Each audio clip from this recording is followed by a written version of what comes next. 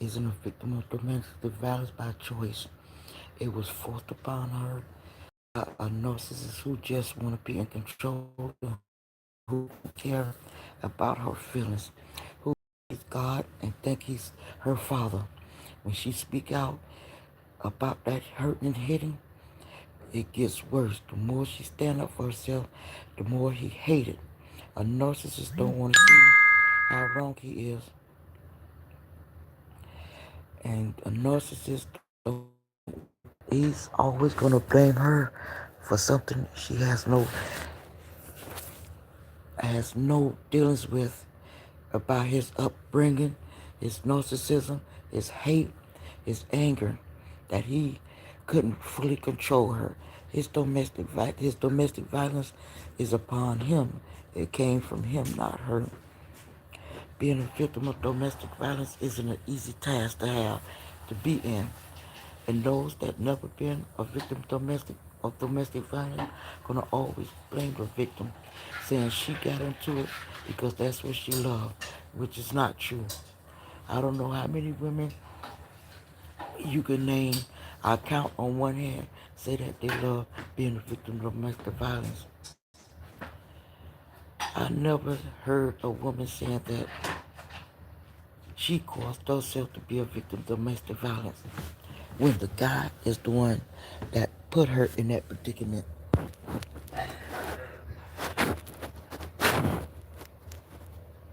When a woman become a victim, it's because of him. She didn't realize what he was until they got together, till they started really having sex and all of this. She didn't really ask questions like she should have. She didn't think this man that she talked to and got with would beat her and hurt her. She didn't think that he was gonna be a narcissist, a control freak, a fool, a child, especially when he's living in her place of residence. Even if he helped get a place for her to stay, he's not paying the bills. She is. She make that home a house into a home. She made that house comfortable and right. She's doing the cooking, the cleaning, the washing, the paying the bills. The fact she make 15. She take 15 cents and making it to $1 when he can't even do that. He wants to blame her for making him angry when he made himself angry. That anger was already in him when they first met. So people do not blame the woman who's been victimized by the abuser, saying it's her fault. She doesn't have to submit to no man that she's not married to. And if she was married to that man, he have no business putting his hands on her regardless of what she do. I don't do. She have a right to do whatever there is she need to do with her life and to better herself, to build a foundation. And you guys need to help her build the foundation instead of fighting her, beating her, and cursing her and calling her names. You're not her father. You're not God.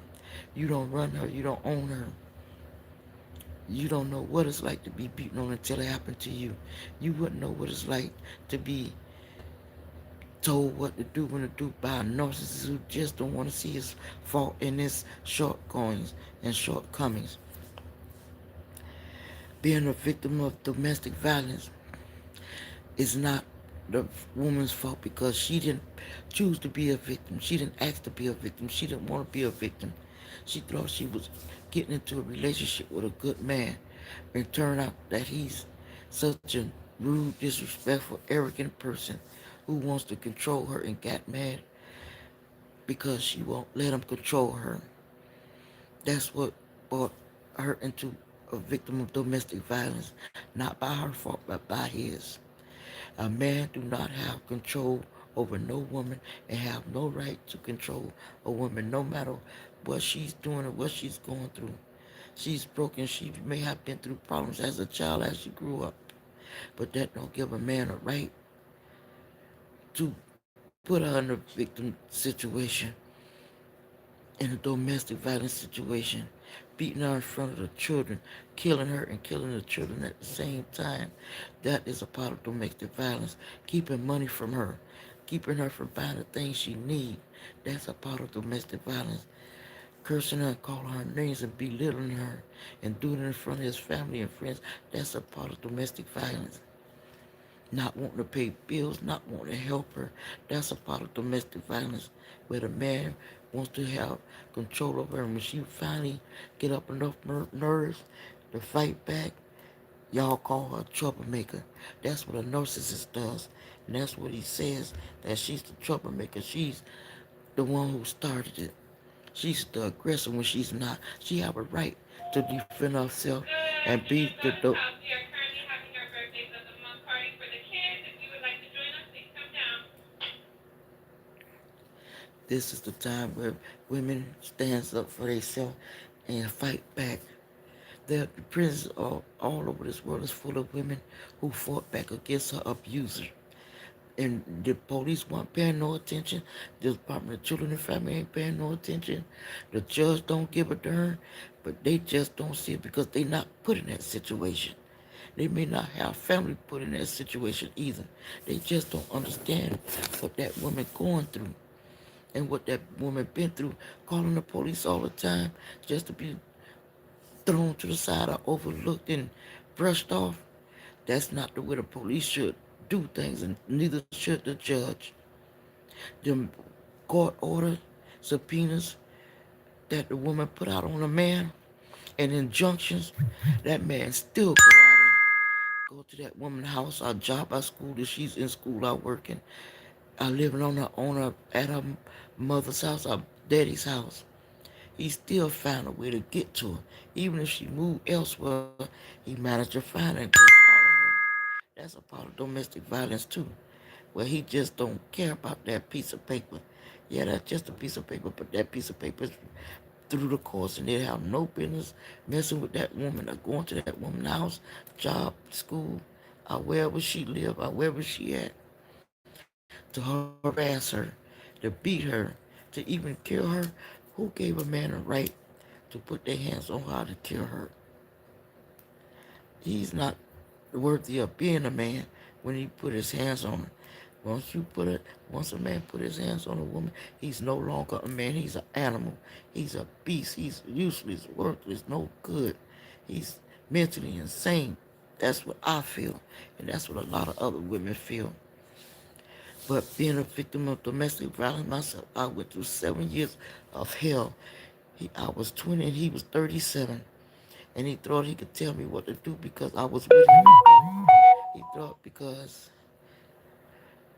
I was 17 years younger than him, he thought he could tell me what to do. When I stood up for myself, it made the matter worse. But I still kept defending myself and fighting for myself. I had to pull out a knife on my children's daddy. I had to get subpoenas many times on him, and that made him even angrier. When he seen that I wasn't gonna have sex with him, that made him mad. I used to have to tell my children's daddy that he's not my daddy, he's not God, you don't control me, you don't run me. And every time I said that, he got mad and wanted to fight, hit me, and I had to call the police, and he ran. Every time I called the police, he would run. And I was like, hey, what you fighting and doing all kinds of wicked things to me, and then you want to run when I call the police, and then you want to tell the police I'm your common law wife? What is a common law wife? If I'm not married to you, even if I was married to him, he had no business putting his hands on me, and thank God I didn't marry him. Yeah, and the weight gain, I had gained weight when I was with him and aggravated and agitated and all kinds of things. He couldn't stand another man looking at me. Anytime a man asked me for directions, he got mad, thinking I was sleeping with that man. He thought every time a man looked at me, I was sleeping with that man. Every time a man sat next to me on the bus, he thought I was sleeping with that man. But right now, I'm, I thank God I don't have to worry about my children's daddy anymore. He's been dead for almost 2 years. No, it'll be almost three, I think, 2 or 3 years. But he's been dead for about that long, maybe 2, maybe 3 years. But right now, I just thank God that I don't have to deal with that anymore. With the aggravation, the agitation, the stress that sent me to the hospital a lot, thinking I was having a heart attack because of him.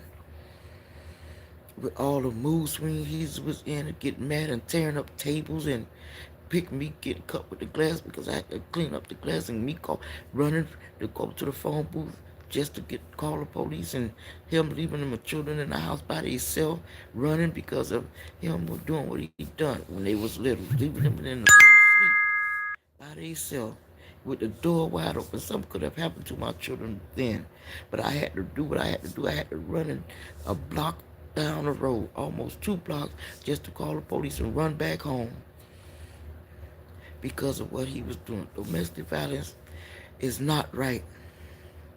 It's not easy to be that way and get up out of it. And I know a lot of women couldn't get up out of that domestic violence situation.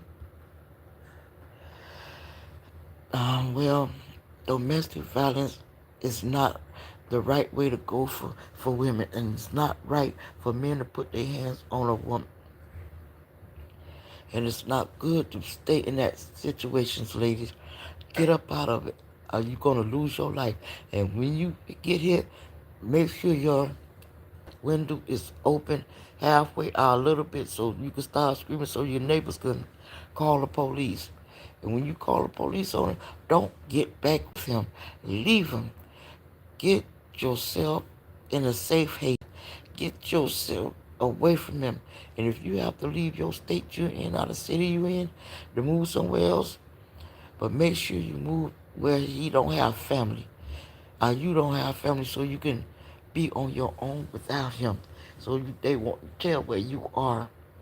Because I know it's not easy being a victim of domestic violence. I know that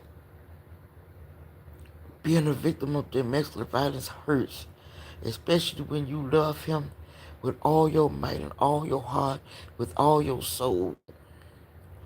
Love hurts, and love make you not want to love anymore after you done got beaten and hurt by a man. Take care of yourselves.